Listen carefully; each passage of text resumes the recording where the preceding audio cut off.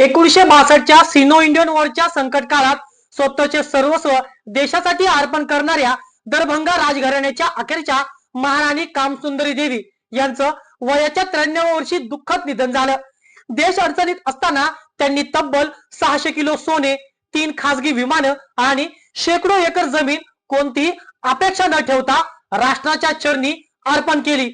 मित्रांनो, हे केवळ दान नव्हतं, तर तो देशप्रेमाचा सर्वोच्च त्याग होता। आज त्या आपल्यात नसल्या तरी त्यांची देशभक्ती, त्याग आणि उदात्त विचार कायम प्रेरणा देत राहतील। त्यांच्या जाण्यानं केवळ एका राजघराण्याचा नाही, तर देशभक्तीच्या एका सुवर्ण अध्यायाचा अंत झालाय।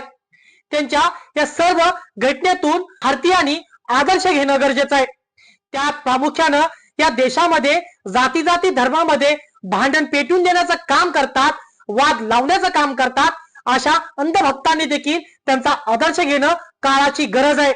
त्यांनी जातमत न पाहता देशासाठी त्यांनी आपली संपत्ती दान केली, परंतु आजही या देशामध्ये जात धर्म पाहून दंगली घडवल्या जातात। त्या अंधभक्तांनी कामसुंदरी देवी यांच्या विचारांचा, यांच्या प्रेरणेतून एक आदर्श घेणं काळाची गरज आहे।